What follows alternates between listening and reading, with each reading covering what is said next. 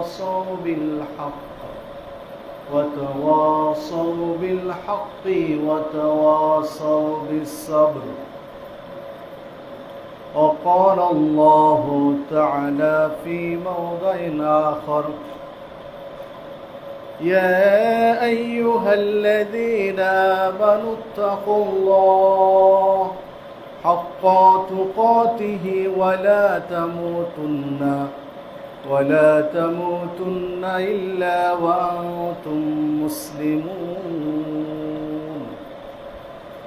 وقال النبي صلى الله عليه وسلم خيركم من تعلم القرآن وعلمه رواه البخاري সম্মানিত জুমা জামাতের উপস্থিতি, সর্বাগ্রে সেই মহান রব্বুল আলামিনের শুকরিয়া আদায় করি, যার অশেষ অনুগ্রহে সুস্থ শরীরে জুমার সালাতের জন্য মসজিদে উপস্থিত হওয়ার সুযোগ পেয়েছি। তাই সকলে বলি আলহামদুলিল্লাহ। অতঃপর দরুদ ও সালাম বর্ষিত হোক সর্বকালের সর্বশ্রেষ্ঠ মহামানব সৈয়দুল মুরসালিন খাতামুন নবীন রহমাতুল লিল আলামিন নবী মুহাম্মদুর রাসূলুল্লাহ সাল্লাল্লাহু আলাইহি ওয়াসাল্লামের প্রতি। সম্মানিত মুসল্লিবৃন্দ, কুরআন মাজিদের একটি আয়াত তেলাওয়াত করেছি। রাসূলুল্লাহ সাল্লাল্লাহু আলাইহি ওয়াসাল্লামের বাণীর মধ্য হতে একটি হাদিস পেশ করেছি।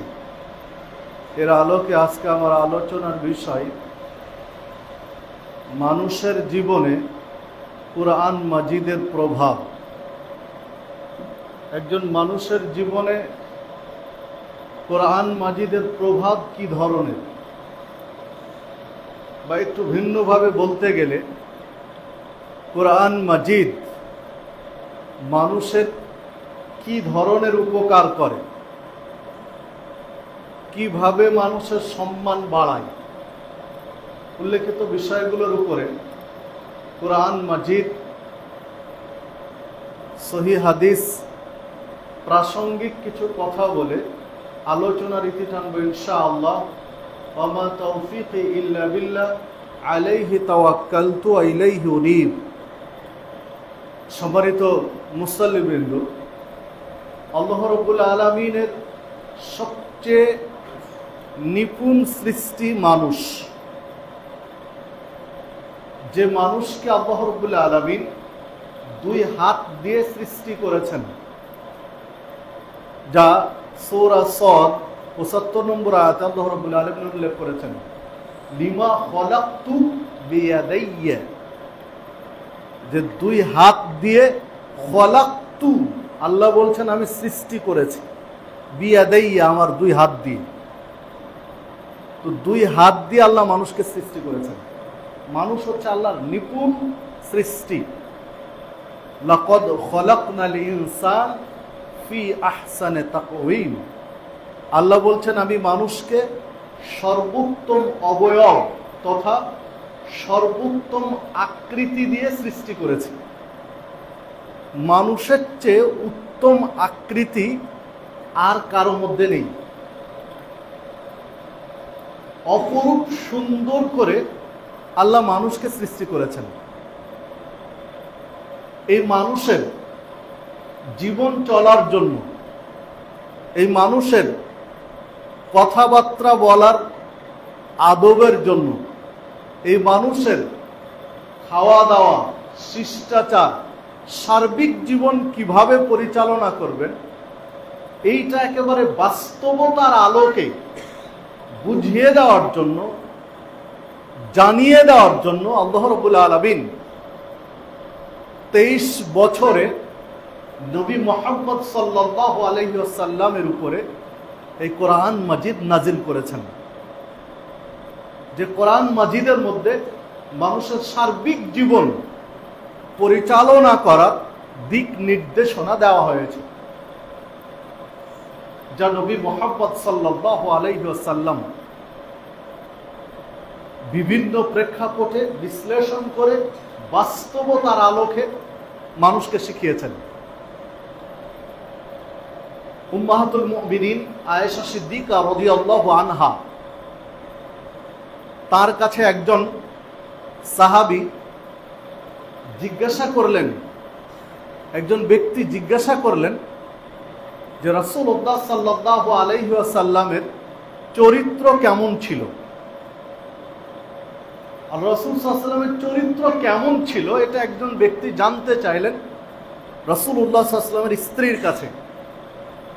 আয়েশা সিদ্দিকা রাদিয়াল্লাহু আনহা জবাব দিলেন যে তুমি কি কোরআন মাজিদ তেলাওয়াত করেছো, কোরআন পড়েছো? তো উনি জবাব দিলেন, হ্যাঁ কোরআন তো পড়ি, কোরআন পড়েছি, কোরআন তেলাওয়াত করেছি, পুরো কোরআন মাজিদ তেলাওয়াত করেছি। তো আয়েশা সিদ্দিকা রাদিয়াল্লাহু আনহা বললেন যে কোরআন মাজিদটাই হলো মুহাম্মদ সাল্লাল্লাহু আলাইহি ওয়াসাল্লামের চরিত্র। কোরআন মাজিদে যা দেখেছো, যা পড়েছো, যা বলা হয়েছে ওটাই হচ্ছে মুহাম্মদ সাল্লাল্লাহু আলাইহি ওয়াসাল্লামের চরিত্র। মানে কোরআন মাজিদ যেভাবে একজন মানুষের জীবন গঠন করতে বলেছে, আল্লাহ কোরআন মাজিদের যেভাবে জীবন গঠন করতে বলেছেন সেটাই মুহাম্মদ সাল্লাল্লাহু আলাইহি ওয়াসাল্লাম করেছেন, সেটাই হচ্ছে চরিত্র তার। তিনি মানুষের জন্য মডেল, আদর্শ, আইডল। লাকাদ কানা লাকুম ফি রাসূলিল্লাহি উসওয়াতুন হাসানা। আল্লাহ রাব্বুল আলামিন বললেন উসওয়ায়ে হাসানা, সর্বোত্তম আদর্শ। হাসান সুন্দর, সর্বোত্তম সবচেয়ে সুন্দর আদর্শ হলো মুহাম্মদ সাল্লাল্লাহু আলাইহি ওয়াসাল্লামের আদর্শ। তার মধ্যেই সর্বোত্তম আদর্শ মানব জাতির জন্য নিহিত রয়েছে। আল্লাহ রাব্বুল আলামিন বললেন। তো সম্মানিত দ্বীনি ভাতৃমণ্ডলী, কোরআন মাজিদ অনুযায়ী যদি কেউ জীবন গঠন করতে পারি, কোরআন অনুযায়ী যদি জীবন গঠন করতে পারি, তাহলে তার চেয়ে ভালো মানুষ পৃথিবীতে আর কেউ থাকবে না। কারণ এই কোরআন আল্লাহর পক্ষ থেকে নাজিলকৃত জীবন বিধান। শুধু কোরআন মাজিদ তেলাওয়াত নয়, কোরআন তেলাওয়াত করতে হবে, কোরআন মাজিদের শিক্ষাগুলো নিজ জীবনে বাস্তবায়ন করতে হবে। কোরআন তেলাওয়াত করতে হবে, কোরআন অনুযায়ী জীবন যাপন করতে হবে, কোরআন মাজিদের শিক্ষা নিজের জীবনে বাস্তবায়ন করতে হবে। এ মর্মে একাধিক আলোচনা রয়েছে, একাধিক হাদিস রয়েছে, যা আমরা সময়ে কুলালে পেশ করার চেষ্টা করব ইনশাআল্লাহ। তো কোরআন মাজিদ কতটা প্রভাব ফেলে, কতটা মানুষের আত্মিক উন্নয়ন ঘটায়, পরকালে তার জন্য কতটা উপকার সাধন করে, আমরা একেবারে সংক্ষিপ্ত পরিসরে আপনাদের কাছে পেশ করছি। একটু খেয়াল করবেন কত উপকার সাধন করে একজন মানুষের কোরআন মাজিদ। যেহেতু খুতবার সময় একটা নির্দিষ্ট সময়, অনেক লম্বা আলোচনা করার সুযোগ নেই, বিধায় একেবারে সংক্ষিপ্ত পরিসরে তুলে ধরার চেষ্টা করব।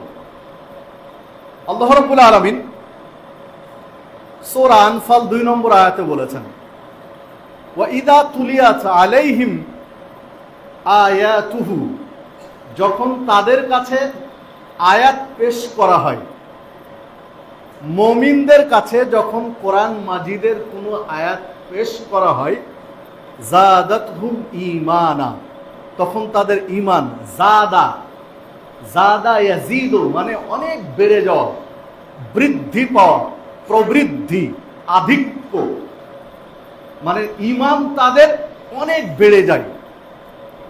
যারা প্রকৃত মুমিন, যখন তাদের কাছে কোরআন তেলাওয়াত করা হয়, কোরআন মাজিদের আয়াত পাঠ করা হয়, তখন এমনিতেই তাদের ঈমান বেড়ে যায়। এটা কোরআনের প্রভাব,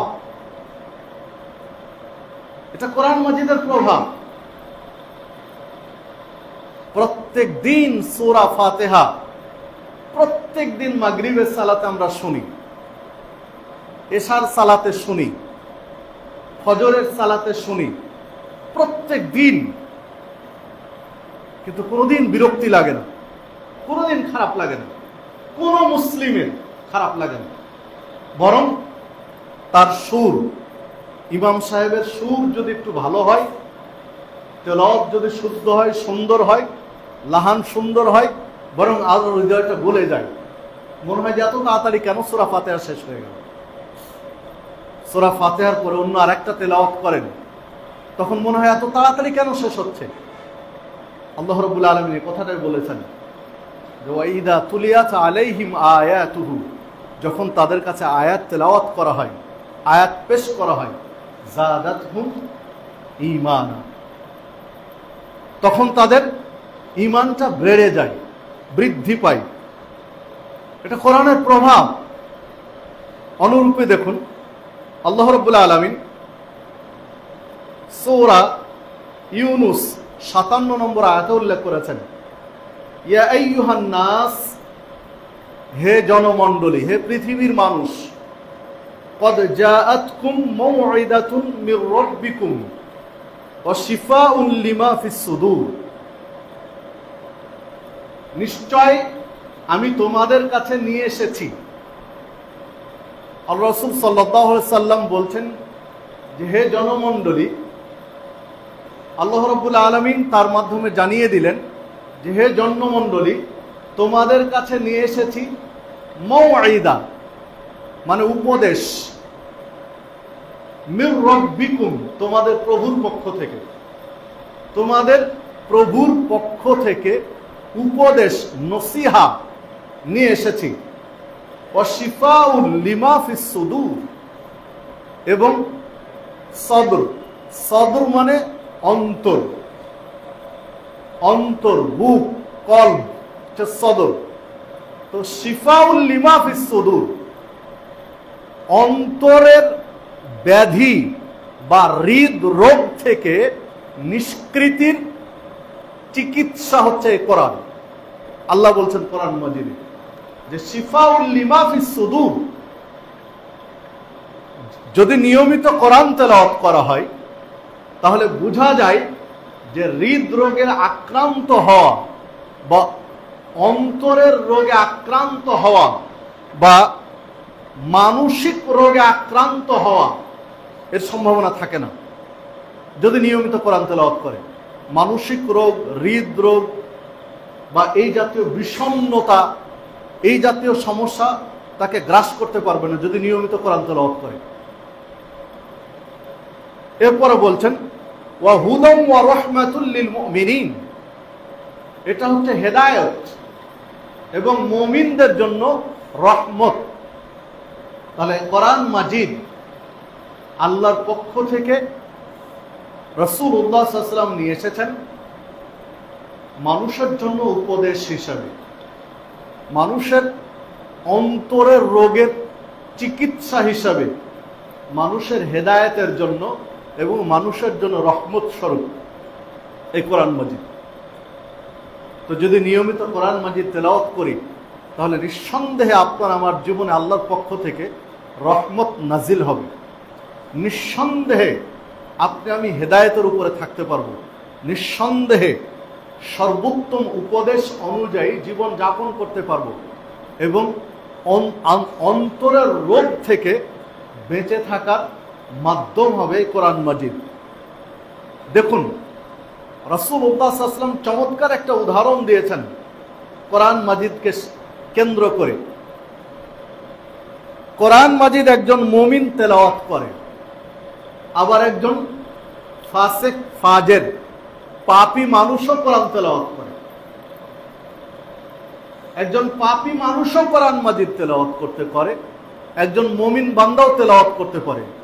এই দুই প্রকার মানুষের উদাহরণ দিয়েছেন রাসূলুল্লাহ সাল্লাল্লাহু আলাইহি ওয়াসাল্লাম। আল্লাহ রাসূল সাল্লাল্লাহু আলাইহি ওয়াসাল্লাম বলছেন যে মুমিন ব্যক্তি কোরআন মাজিদ তেলাওয়াত করে, ওই মুমিন ব্যক্তির দৃষ্টান্ত হলো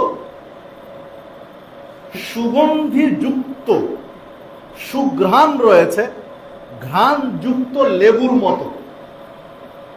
যে লেবু ঘ্রাণ ছড়ায় সুগন্ধি ছড়ায়, পাশাপাশি স্বাদ বৃদ্ধি করে, স্বাদও বাড়ায়, আবার ঘ্রাণও ছড়ায়। এই লেবুর মতো হচ্ছে একজন মুমিন, যেই মুমিন কোরআন মাজিদ তেলাওয়াত করে। আর যেই মুমিন কোরআন মাজিদ তেলাওয়াত করে না, মুমিন সব ঠিক আছে তার, কিন্তু কোরআন তেলাওয়াত করে না, তার দৃষ্টান্ত হলো একটা খেজুরের মতো, যে খেজুর স্বাদ আছে কিন্তু কোনো ঘ্রাণ নেই, কোনো সুঘ্রাণ নেই, কোনো গন্ধ ছড়ায় না, কেবলমাত্র স্বাদ লাগে খেতে, কিন্তু এর কোনো সুঘ্রাণ নেই। আর মুমিন তেলাওয়াত করে কোরআন মাজিদ, ওর লেবুর মতো, লেবুর একটা ঘ্রাণও পাওয়া যায়, স্বাদও বৃদ্ধি করে। আর ফাসেক ফাজের পাপী মানুষ কোরআন তেলাওয়াত করে, এদের দৃষ্টান্ত হলো আল্লাহ রাসূল সাল্লাল্লাহু আলাইহি ওয়াসাল্লাম একটা আরব দেশের একটা লতার নাম বলেছেন, রায়হানা। রায়হানা লতা গুল্মের মতো, যেই লতাটা ঘ্রাণ আছে কিন্তু কোনো স্বাদ নেই, একটা সুঘ্রাণ আছে, সুন্দর একটা সুগন্ধি আছে, কিন্তু ওতে কোনো স্বাদ নেই, খেতে খুব খারাপ, খুব তিতা, খাওয়া যায় না, কিন্তু একটা সুঘ্রাণ আছে। তো একজন ফাসেক ফাজের কোরআন তেলাওয়াত করে যদি, তাহলে সে ওই লতা গুল্মের মতো। কারণ পাপী অপরাধী শিরিক করে, বিদাত করে, আকীদা ঠিক নেই, মানহাজ ঠিক নেই, অপরাধে জর্জরিত, তো এই রকম মানুষও যদি কোরআন তেলাওয়াত করে, তাহলে কোরআন তার একটা মর্যাদা বাড়ায়। সেই মর্যাদাটা কি? সুঘ্রাণের বৃদ্ধি করে, ওর একটা ঘ্রাণ পাওয়া যাবে, ওর মধ্যে একটা সুগন্ধি ছড়াবে। মানে একটা পাপী মানুষও যদি কোরআন তেলাওয়াত করে, তারও একটা দুনিয়াবি ফল সে পাবে। যে এই হাদিসের মধ্যে যে জিনিসটা ফুটে উঠেছে, যে তারও একটা সুঘ্রাণ ছড়ায়, কিন্তু খেতে স্বাদ নেই। আর যে পাপী মানুষ ফাসেক ফাজের, এই ফাসেক ফাজের বলতে কাফের মুশরিককে বোঝানো হয়নি, মুসলিম কিন্তু পাপী, অপরাধী, বিভিন্ন পাপে কাবিরা গুনায় জড়িত, এই রকম মানুষ যদি কোরআন তেলাওয়াত না করে, তাহলে আল্লাহ রাসূল সাল্লাল্লাহু আলাইহি ওয়াসাল্লাম একটা ফলের উদাহরণ দিলেন, যেটা আমাদের দেশে মাকাল ফল বলি, এই রকম একটা ফলের উদাহরণ দিলেন, যে যার কোনো সুগন্ধিও নেই, কোনো খেতেও স্বাদ না, মানে সুগন্ধিও ছড়াবে না, আর খেতেও স্বাদ নেই, খাওয়াও যাবে না। সম্মানিত উপস্থিতি, তাহলে একটা জিনিস এখানে খেয়াল করেন, ইমানদার মানুষ কোরআন তেলাওয়াত করলে ওটা এমন জিনিস যার সুস্বাদু, পাশাপাশি সুঘ্রাণ যুক্ত, সুঘ্রাণও ছড়াবে, খেতেও স্বাদ। যেমন আমরা একটা উদাহরণ, এইরকম একটা উদাহরণ টানতে পারি, মৃগনাভি, হরিণের মধ্যে যেটা পাওয়া যায় কস্তুরী, মৃগনাভি। তো যে হরিণের এই গোস্তটা খেতেও স্বাদ, আমি নিজে খাইনি, এটা এমনি বিভিন্ন বই পুস্তকে পড়া জিনিস বলছে আপনাদের কাছে, যে খেতেও স্বাদ আর খুব সুঘ্রাণ ছড়ায়, সুঘ্রাণও ছড়ায়, খেতেও স্বাদ। কিন্তু পাপী মানুষও যদি কোরআন তেলাওয়াত করে, তাহলে খেতে স্বাদ নয়, কিন্তু একটা তার সুঘ্রাণ পাওয়া যাবে, মানে কোরআন মাজিদের একটা প্রভাব তার মধ্যে থাকবে। কোরআন মাজিদ এমন একটা গুরুত্বপূর্ণ দিক নির্দেশনা মূলক গ্রন্থ মানব জীবনের জন্য, যে হাদিসটি সহিহ বুখারীর মধ্যে পাওয়া যাবে, 5020 নম্বর হাদিস সহিহ বুখারী। সম্মানিত উপস্থিতি, অনুরূপী রাসূলুল্লাহ সাল্লাল্লাহু আলাইহি ওয়াসাল্লাম সহিহ মুসলিমের একটি হাদিসে উল্লেখ করেছেন, আল কোরআন হুজ্জাতুন লাকা আও আলাইকা। সহিহ মুসলিমের 223 নম্বর হাদিস, যে কোরআন তোমার পক্ষে হতে পারে, আবার তোমার বিপক্ষে হতে পারে। কোরআন মাজিদ হুজ্জাতুন লাক, তোমার জন্য দলিল হবে বিচারের মাঠে। কোরআন তোমার পক্ষে দলিল হিসাবে দাঁড়াবে। আবার আও আলাইকা, অথবা তোমার বিপক্ষে দাঁড়াবে দলিল হিসাবে। কিভাবে? যদি কোরআন মাজিদ তুমি নিয়মিত তেলাওয়াত করে থাকো, কোরআন অনুযায়ী নিজের জীবন ঢেলে সাজাও, মেনে চলার চেষ্টা করো, তাহলে হুজ্জাতুল্লাহ, কোরআন তোমার পক্ষে সুপারিশ করবে বিচারের মাঠে।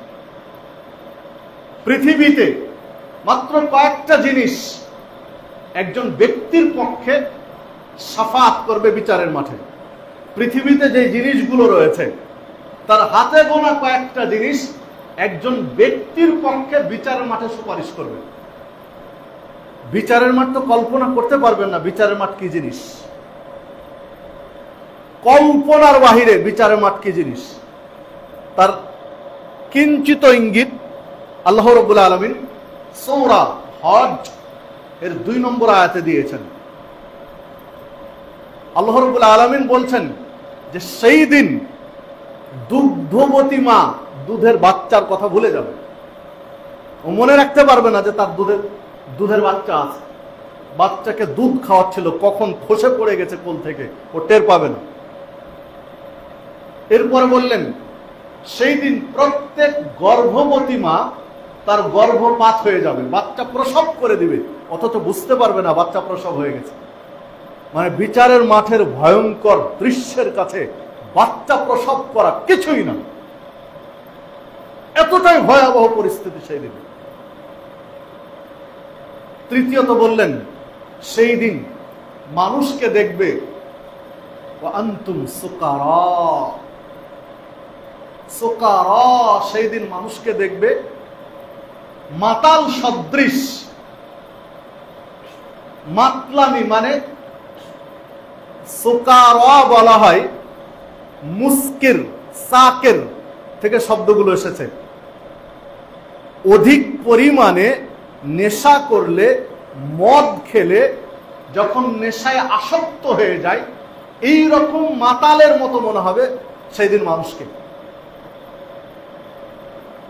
আল্লাহ রাব্বুল আলামিন বলছেন অথচ কেউ সেদিন মদ পান করেনি, কেউ নেশাগ্রস্ত না, অথচ মানুষকে নেশাগ্রস্ত মনে হবে। মানে ভয়ে ভীত সন্ত্রস্ত হয়ে এই পরিস্থিতির শিকার হবে। সেই দিন মানুষ ছুটাছুটি করবে তার পক্ষে সুপারিশ করার জন্য, যাবে আদম আলাইহিস সালামের কাছে। আদম আলাইহিস সালাম না করে দিবেন যে না আমি পারবো না। মানুষ যাবে নূহ আলাইহিস সালামের কাছে, নূহ আলাইহিস সালাম না করে দিবেন যে না আমি শাফাআত করতে পারবো না। মানুষ ছুটে যাবে মুসা আলাইহিস সালামের কাছে, ইব্রাহিম আলাইহিস সালামের কাছে, ঈসা আলাইহিস সালামের কাছে, ছুটাছুটি করবে সারা পৃথিবীর মানুষ এই নবীর কাছে, এই নবীর কাছে, এই নবীর কাছে। কেউ শাফাআত করার জন্য এগিয়ে আসবে না। সর্বশেষ মানুষ ছুটে যাবে মুহাম্মদুর রাসূলুল্লাহ সাল্লাল্লাহু আলাইহি সাল্লামের কাছে। রাসূলুল্লাহ সাল্লাল্লাহু আলাইহি সাল্লাম তখন সিজদায় লুটিয়ে পড়বেন। সিজদায় লুটিয়ে পড়ে আল্লাহর কাছে বলতে থাকবেন ইয়া উম্মতি উম্মতি, আজকে আমার উম্মত আমার উম্মত। তখন আল্লাহ শাফাআত করার অনুমতি দিবেন। আল্লাহর অনুমতি ছাড়া শাফাআত করার সুযোগ কারো থাকবে না। তখন আল্লাহ মুহাম্মদ সাল্লাল্লাহু আলাইহি ওয়াসাল্লামকে অনুমতি দিবেন, ঠিক আছে তোমার কি বলার বলো। সম্মানিত উপস্থিতি, যে কথা বলছিলাম যে বিচারের মাঠে আপনার পক্ষে, একজন মানুষের পক্ষে একটু কেউ সুপারিশ করবে, এটা একদম সৌভাগ্য। কেউ আপনার পক্ষে সুপারিশ করবে মানে আপনার কপাল খুলে গেছে। কেউ যদি আপনার পক্ষে একটু শাফাআত করে তাহলে আপনার কপাল খুলে গেছে। আর এই শাফাআতকারী, বিচারের মাঠে সুপারিশকারী যে ব্যক্তি বা বস্তু যেগুলো রয়েছে তার মধ্যে একটা গুরুত্বপূর্ণ বিষয় হচ্ছে কোরআন মাজিদ। কোরআন মাজিদ আল্লাহ রাব্বুল আলামিনের কাছে সুপারিশ করবে যে আল্লাহ এই ব্যক্তিটা রাত জেগে জেগে কোরআন তেলাওয়াত করেছে, রাতের আরামদায়ক বিছানা ত্যাগ করে ঘুম বাদ দিয়ে কোরআন তেলাওয়াত করেছে, আল্লাহ তুমি একে জান্নাতে দাও। কোরআন মাজিদ বিচারের মাঠে আপনার পক্ষে সুপারিশ করে যদি তেলাওয়াত করে থাকে। আবার শুধু বিচারের মাঠে কেন, কোরআনের প্রভাব, কোরআন মাজিদের প্রভাব দেখেন। শুধু বিচারের মাঠে কেন, একেবারে কবর থেকেই শুরু, কবর থেকেই শুরু হবে। যারা নিয়মিত কোরআন তেলাওয়াত করে এই ব্যক্তিদের কবরের মাথার কাছে যখন লাশ দাফন করা হয়ে যাবে, সওয়াল জবাব হয়ে যাবে, বিচারের কবরের প্রশ্নোত্তর হয়ে যাবে, চলে গেল ফেরেশতা প্রশ্ন উত্তর নিয়ে। আযাবের ফেরেশতা যখন আসবে, হাদিসে বোঝা যায়, হাদিসের ইবারতে বোঝা যায় যে এমন কিছু অপরাধ তার মধ্যে রয়েছে যেগুলোর জন্য সে শাস্তি পাওয়ার উপযোগী, যার শাস্তির উপযোগী সে, এইরকম কিছু অপরাধ তার মধ্যে রয়েছে। এই শাস্তি দেওয়ার জন্য ফেরেশতা আসবে, আযাবের ফেরেশতা। তখন কোরআন মাজিদ মাথার কাছে প্রোটেকশন দিবে, পাহারা দিবে, বাধা দিবে। কোরআন মাজিদ বলবে যে না, নিয়মিত কোরআন তেলাওয়াত করেছে, কোরআন তেলাওয়াত করতো, তুমি পারবে না কবরে ঢুকতে। কোরআন মাথার কাছে বাধা দেবে। সম্মানিত উপস্থিতি, এখন কার পাওয়ার বেশি? আযাবের ফেরেশতা আল্লাহর নির্দেশে এসেছে আযাব দেওয়ার জন্য, আর কোরআন বলছে না তুমি ঢুকতে পারবে না। তো নিঃসন্দেহে ফেরেশতার চেয়ে কোরআনের পাওয়ার বেশি, কারণ ফেরেশতা হচ্ছে আল্লাহর মাখলুক, সৃষ্টি, আর কোরআন হচ্ছে আল্লাহর কালাম, এটা আল্লাহর বাণী। তো সৃষ্টির চেয়ে কালামের বা বাণীর পাওয়ার অবশ্যই বেশি।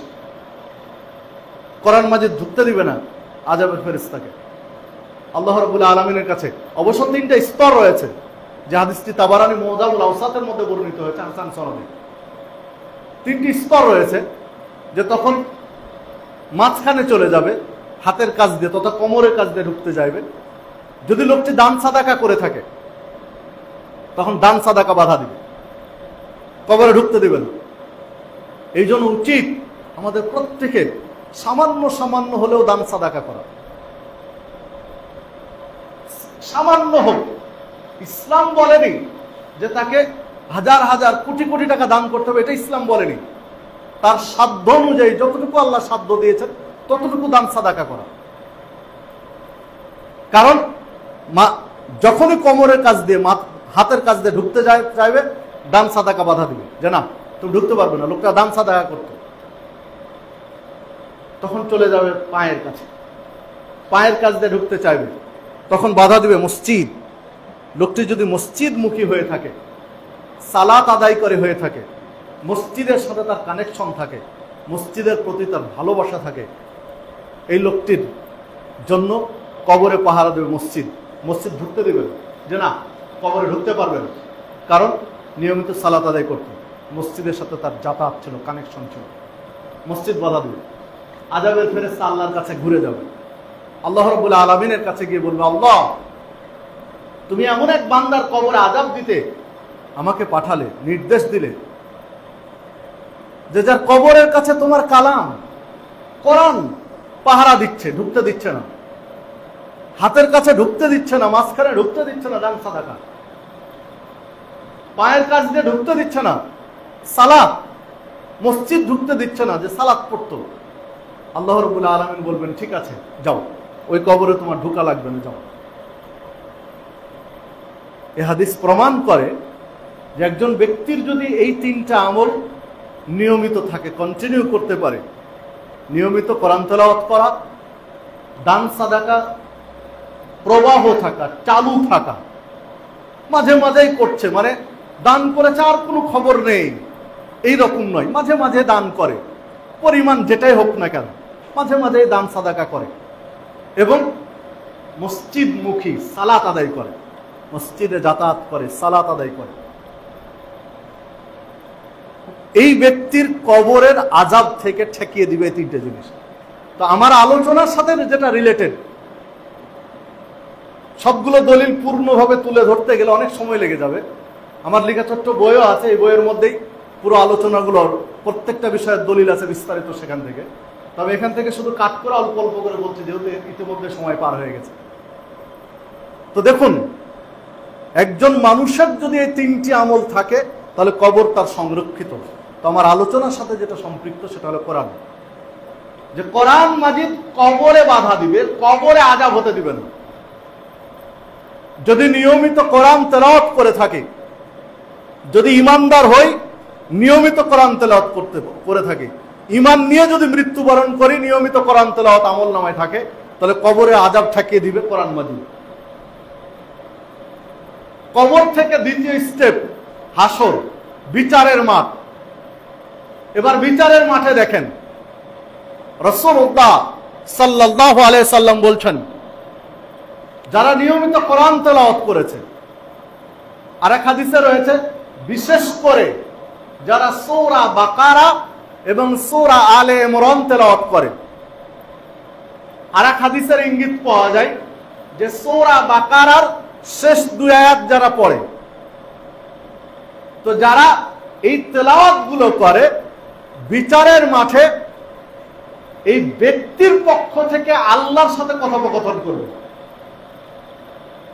কোরআনের এই সূরাগুলো, কোরআন মাজিদ আল্লাহর সাথে কথোপকথন করবে, তার পক্ষ থেকে কথাবার্তা বলবে আল্লাহর সাথে। আল্লাহ তুমি একে মানে মুক্তি দাও, তাকে নাজাত দাও। কোরআন আল্লাহর সাথে কথাবার্তা বলবে। দ্বিতীয়ত আরেকটি হাদিসে যেটা বোঝা যায় যে বিচারের মাঠে আল্লাহর আরশের ছায়া ব্যতীত আর কোনো ছায়া নেই। এখন সারা পৃথিবীর একটা গড় দূরত্ব, পৃথিবী থেকে সূর্য গড় দূরত্ব হলো 15 কোটি কিলোমিটার। আমরা যে অবস্থান করছি, আমাদের মাথা থেকে 15 কোটি কিলোমিটার দূরত্বে সূর্য অবস্থান করছে। 15 লাখ নয়, 15 কোটি কিলোমিটার। 15 কোটি কিলোমিটার সূর্যের দূরত্ব। এই সূর্যের তাপ থেকে বাঁচার জন্য আজকে আপনি রাস্তায় বের হলে ছাতা নিয়ে বের হচ্ছেন। এই সূর্যের তাপ থেকে বাঁচার জন্য আপনি আমি বাড়িতে ছাদ দিয়েছি, কেউ টিনের ছাউনি দিয়েছি, কেউ খড়ের চালা দিয়েছি। কেন? সূর্যের তাপ থেকে বাঁচার জন্য। কত দূরত্ব সূর্য আছে? 15 কোটি কিলোমিটার দূরত্বে। কিন্তু সেই দিন সূর্য মানুষের মাথা থেকে 1 থেকে 2 মাইল উপরে থাকবে, যে হাদিস তিরমিজির মধ্যে রয়েছে। যে হাদিস বলা হয়েছে 1 বিঘাত উপরে থাকবে, এ হাদিস ঠিক নয়, এ হাদিস সহিহ নয়। কিন্তু বিশুদ্ধ হাদিস যেটি, সেখানে বলা হয়েছে 1 থেকে 2 মাইল, মানে প্রায় 1.5 থেকে 3 কিলোমিটার এই রকম দূরত্বে থাকবে, যে হাদিস তিরমিজির মধ্যে রয়েছে এবং গ্রহণীয় সানাদে। তো 1.5 কিলো, 2-3 কিলো বা 1-2 মাইল উপরে সূর্য, 15 কোটি কিলোমিটার উপরের দূরত্বের সূর্য থেকে এখন ঠিক থাকতে পারছি না। এত তাপ, কত ফ্যান চলছে, তারপরেও ঘেমে চুয়ে যাচ্ছি। একটু বিদ্যুৎ না থাকলে হাসপাস শুরু করছে, হাইহুতাশ করছি, এসি লাগাচ্ছি, কত কিছু। ভাই, সেই দিন কে বাঁচাবে যদি ইসলামের উপরে না থাকেন, ইসলাম অনুযায়ী জীবন যাপন না করেন? মাত্র 1.5 কিলোমিটার, 3 কিলোমিটার, 1 মাইল, 2 মাইল উপরে সূর্যের তাপ। আল্লাহ রাসূল সাল্লাল্লাহু আলাইহি ওয়াসাল্লাম কয়েকটি হাদিসের মধ্যে যে আলোচনাগুলো করেছেন, তার সমন্বয়ে যেটা বোঝা যায় যে তাপে, সূর্যের তাপের কারণে মানুষ এত পরিমাণ ঘামবে যে কারো টাকনু পর্যন্ত, কারো হাঁটু পর্যন্ত, কোমর পর্যন্ত, বুক পর্যন্ত, গলা পর্যন্ত কেউ ঘামে হাবুডুবু খাবে। মানে পাপ যত বেশি তত ঘামবে, তার ঘাম সে পরিমাণ বের হবে। সেদিন কি করবে? সেদিন আরশের ছায়া পেতে কোনো ছায়া নেই। হ্যাঁ, হাদিসে আরো 2-1টা ছায়ার আলোচনা পাওয়া যায়। সেই দিন কোরআন মাজিদ যারা সূরা বাকারা, সূরা আলে ইমরান তেলাওয়াত করেছে, এই 2টি সূরা তাদের মাথার উপরে ছায়া দেবে। যা রাসূল সাল্লাল্লাহু আলাইহি ওয়াসাল্লাম বলছেন, ছায়ার 3টে স্তর বলেছেন, 3 ভাবে ছায়া দিতে পারে। একটা দিতে পারে ছায়া সামিয়ানার মতো, সামিয়ানা টেঙে দিলে যেমন ছায়া হয়, এই রকম ছায়া হতে পারে। আরেকটা আলোচনায় বোঝা যাচ্ছে পাখি পাখা মেলে দিলে, একটা ডানা মেলে দিলে, যে এরকম কয়েকটা পাখি ডানা মেলে দিলে যে ছায়াটা হয়, তো এইরকম ডানা মেলে ছায়া দিবে। আরেকটা হাদিসে বোঝা যায় মেঘমালার মতো ছায়া দিবে। প্রচন্ড রোদে হঠাৎ একটু জায়গায় রোদের তাপ নেই, কি উপরে তাকালে দেখা যায় যে আকাশে মেঘ, একটা মেঘের খণ্ড তাকে ছায়া দিচ্ছে। তো মেঘমালার মতো ছায়া দিবে। 3টি হাদিসের আলোচনা। সম্মানিত উপস্থিতি, তাহলে কোরআন মাজিদের প্রভাব দেখেন যে কোরআন মাজিদ যদি তেলাওয়াত করতে পারি নিয়মিত, যখন বিচারের মাঠে কোনো ছায়া নেই, আরশের ছায়া নসিবে কোনো কারণে জুটেনি, তখন দেখেন এই তেলাওয়াত করার কারণে কোরআন মাজিদ ছায়া দিবে। সম্মানিত উপস্থিতি, এটা হলো হাসরের মাঠ। তাহলে কোরআন মাজিদের একটা প্রভাব কবরে রয়েছে, কোরআন মাজিদের প্রভাব হাসরের মাঠে রয়েছে, কোরআন মাজিদের প্রভাব বিচারের সময়, যখন বিচার চলছে তখন তার পক্ষে সুপারিশ করবে কোরআন মাজিদ। আল্লাহ রাব্বুল আলামিনকে বলবেন, আল্লাহ এই লোকটি রাত জেগে জেগে কোরআন তেলাওয়াত করেছে, আল্লাহ তুমি তাকে জান্নাতে দাও। সুপারিশ করবে। ঠিক আছে, আল্লাহ ফায়সালা দিলেন জান্নাত, আল্লাহ ফায়সালা দিয়ে দিলেন জান্নাত।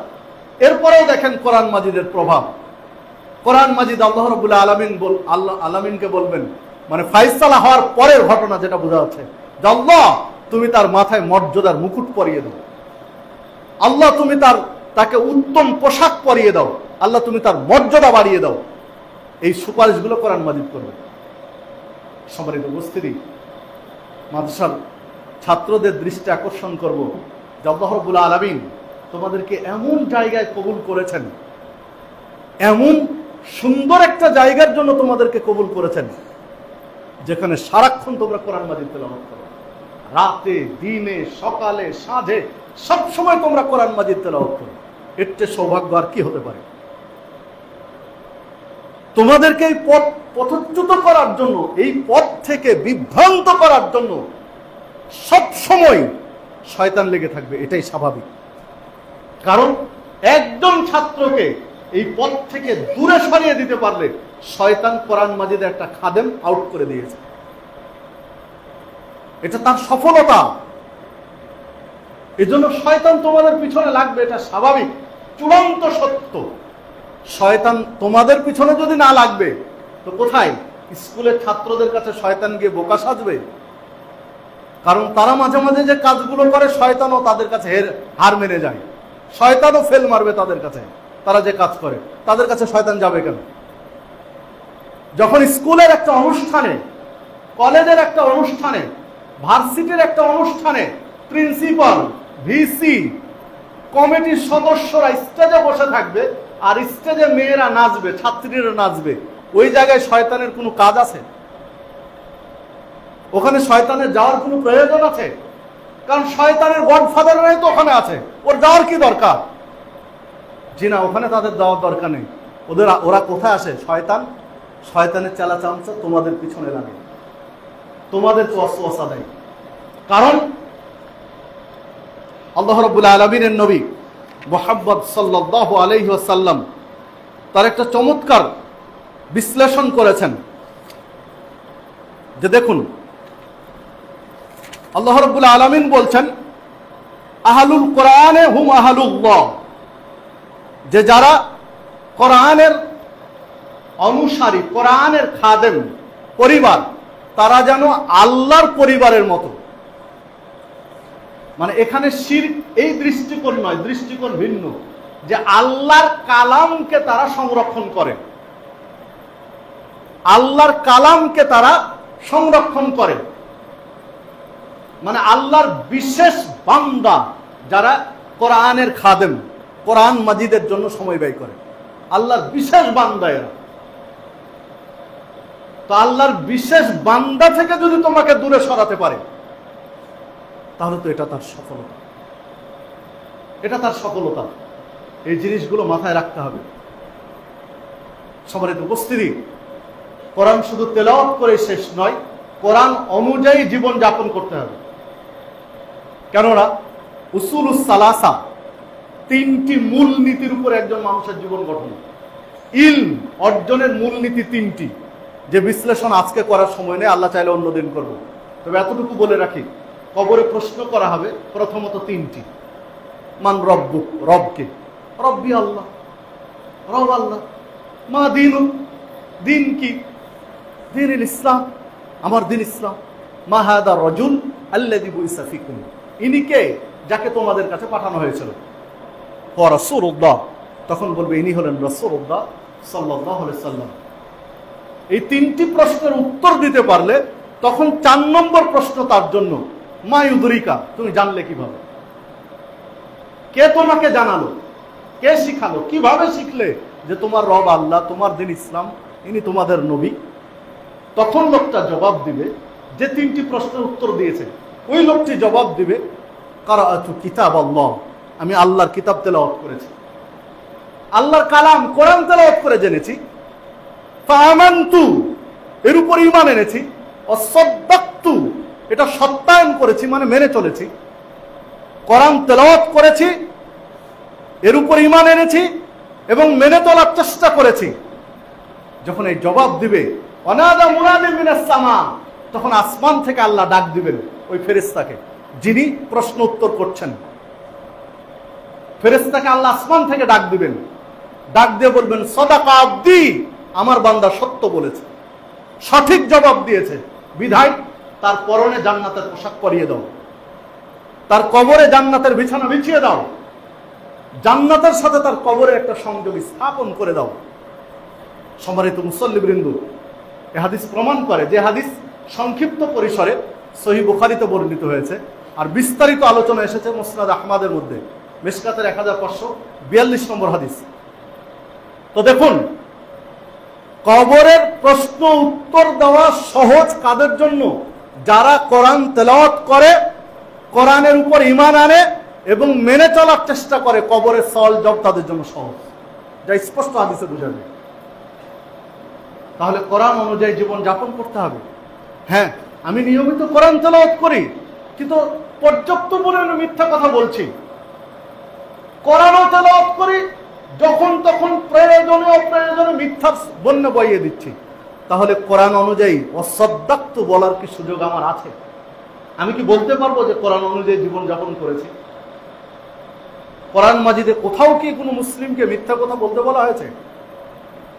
কোথাও বলা হয়নি। আমি কোরআন তেলাওয়াত করি, মানুষের টাকা পয়সা এটা ওটা নিয়ে খেয়ে নিচ্ছি, আত্মসাৎ করছি, মানুষের সাথে চিটারি, বাটপারি, চিটিংবাজি, প্রতারণা, ধাপ্পাবাজি এগুলো করছি। কোরআন মাজিদে কি এগুলো কোথাও বলা হয়েছে? তাহলে কি আমি বলতে পারবো সাদ্দাক্তু, আমি সত্যায়ন করেছি, কোরআন মাজিদ মেনে চলেছি? কোরআন অনুযায়ী জীবনযাপন কোথায় আমি করছি? তাহলে আমি কোরআন তেলাওয়াত করছি, ঠিক আছে, কিন্তু মানুষকে গালি দিচ্ছি, মানুষের সাথে প্রতারণা করছি, 2 নম্বরই করছি, নানান ধরনের অপরাধের সাথে যুক্ত রয়েছে। তাহলে কি কোরআন অনুযায়ী আমার জীবন যাপন গঠন করা হচ্ছে? আমি কি বলতে পারবো কবরে যে সাদ্দাক্তু, আমি কোরআনকে সত্যায়ন করেছি, আমার জীবনে বাস্তবায়ন করেছি? সম্মানিত মুসল্লিবৃন্দ, আজকের আলোচনা এতটুকুই বলতে চাই যে আসুন আমরা কোরআন তেলাওয়াত করি। আলহামদুলিল্লাহ, আমি নিজে যদি না পারি, আমি একজন অভিভাবক, আমার ছেলেকে কোরআন তেলাওয়াত করে আমি তো কোরআন মাজিদের একজন সহযোগী হতে পারি। আমি একজন মুসল্লি, আমি হতে পারিনি হাফেজ, তাতে কি হয়েছে? আমি একটা কোরআন মাজিদের হিফজখানা বা কোরআনের ছাত্রদেরকে এদের পাশে দাঁড়িয়ে যে কোনোভাবে সহযোগিতা করে, পরামর্শ দিয়ে, এদের জন্য একটু দোয়া করে আমি তো তাদের পাশে দাঁড়াতে পারি। জানলে আমি এদের সাথে থাকার চেষ্টা করেছি, আমার সুযোগ হয়নি, কিন্তু আমি এদের সাথে থেকেছি, আন্তরিকতার সাথে এদেরকে সহযোগিতা করেছি। এতটুকু তো পারবো।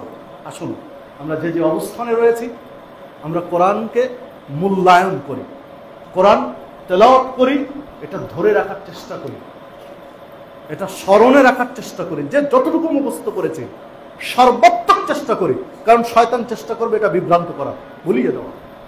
সর্বাত্মক চেষ্টা করি সে অনুযায়ী নিজের জীবন গড়া, পরিবারের জীবন গড়া, সামাজিক জীবন গড়া, অন্যদেরকে নসিহত করেন। আল্লাহ রাব্বুল আলামিন আমাদের সকলকে সেই তৌফিক দান করুন।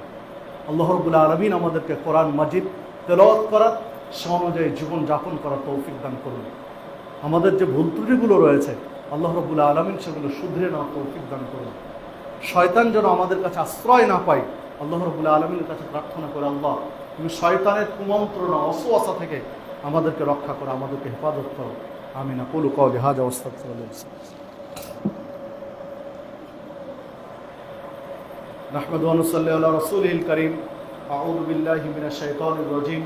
ما كان محمد أبا أحد من رجالكم ولكن رسول الله وخاتم النبيين وكان